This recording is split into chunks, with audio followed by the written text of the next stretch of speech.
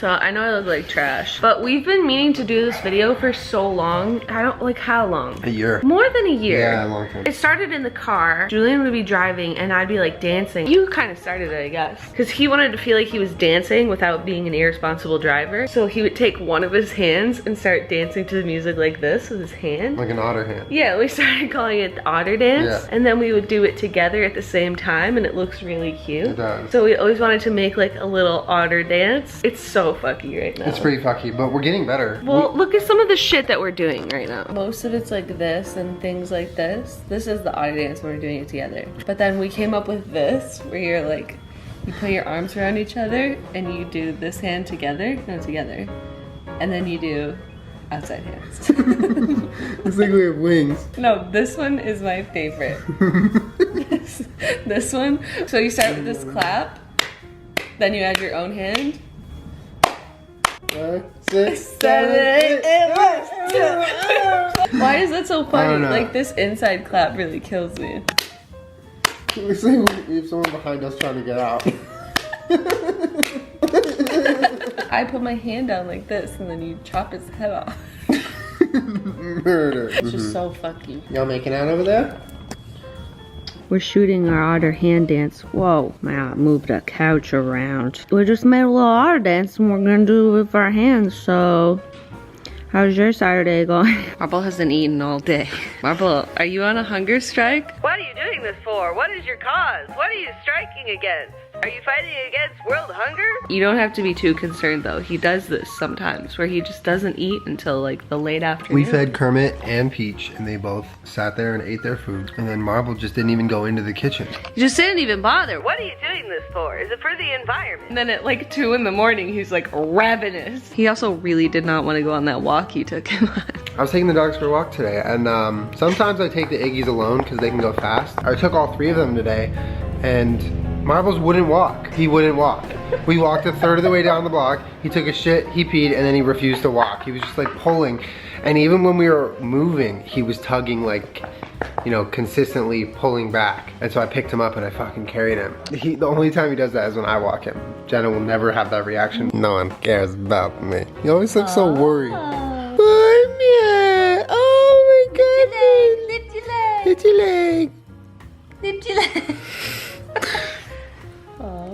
Hi, Dad. Pet each other, pet each other, scratch each other, scratch each other. Massage each other, body massage, body massage, body massage each other, body massage each other, body massage each other, body massage each other.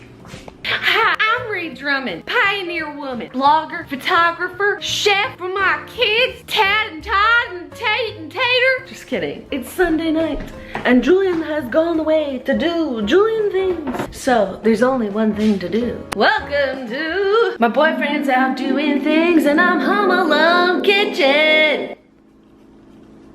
Like I said, today is Sunday night. I'm just gonna go put this back where it belongs. And you saw us eat on Friday night, which was kind of a cheat meal. I mean, this whole kind of month has been cheat month because we got in a car accident and it's really hard to like be really good about your diet when you can't move your body.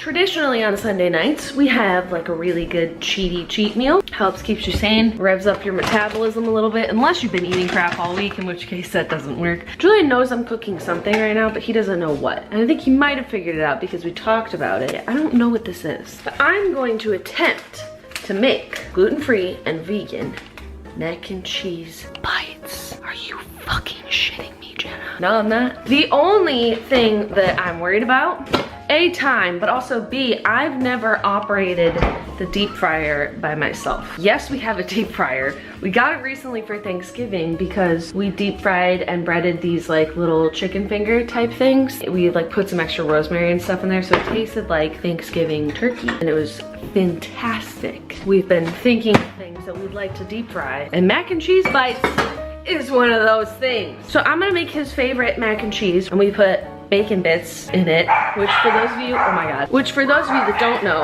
these are actually vegan because they're made with soy, which is a wonderful thing for me, but also kind of blew my fucking mind. I was like, McCormick, you done tricked me for my whole life, boy. So I'm gonna put that in there. Then the trick, I guess, is that you have to put them in the fridge then take them out, shape them, then put them in the freezer, then bread them, then deep fry them. So it might take a hot minute for me to do this, but I'm gonna try my best because I'm redrumming and my boyfriend isn't here and this is cooking alone. I got my mac and cheese boiling. It is this kind. This one is Julian's favorite. The Daya Deluxe White Cheddar Style Veggie. Ooh, that's the cheese sauce. I'm just gonna let that cook for a minute. And like any good housewife that's alone when her husband is out on the fields and the ranch cutting fence, he gonna have an appetite when he gets home, and I'm gonna sit here and have myself an adult beverage. No, not wine. I'm having me a La Crux. It's cruxy.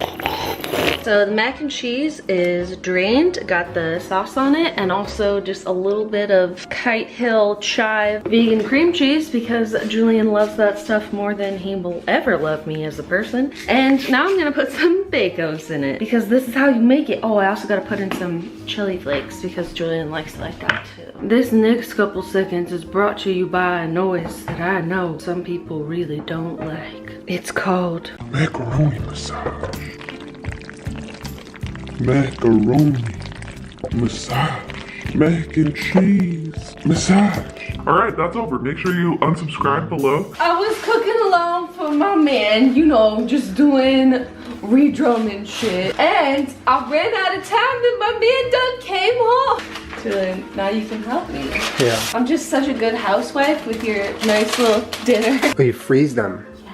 How long do they have to freeze for?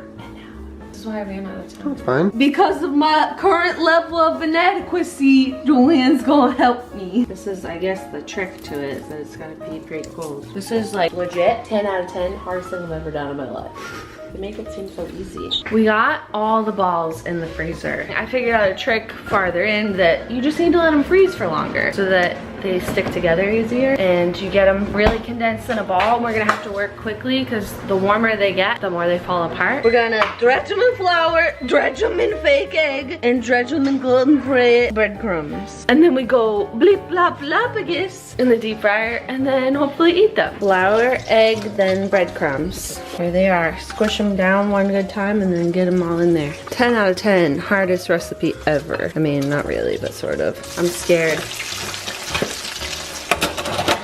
This is the first batch. These breadcrumbs aren't the greatest, but we know that. That's what we have. Well, depending on how this batch goes, we can... Should we wait before we start the next batch? Yeah. Why don't you can cut one open, yeah. Wow, look at that. Are they hot on the inside? They're cooked, they're not cold. Oh, okay. But they're not like death hot. That's damn fucking good.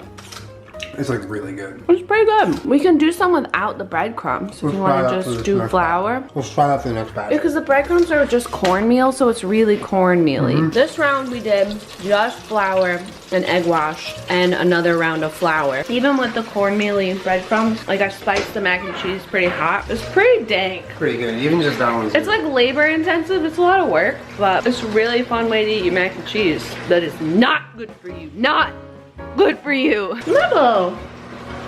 Hello, bud. He ended his hunger strike, by the way. He ate a bunch. Oh, interesting. No breadcrumbs. Wow, look at those. So this one has the breadcrumbs versus the ones that are just flour. Julian loves this like batter. If you look up like fried chicken seasoning with the flour, it's basically that. It's like every spice in your pantry in the flour is fried chicken seasoning. Better or worse? I think better. Are you pleased?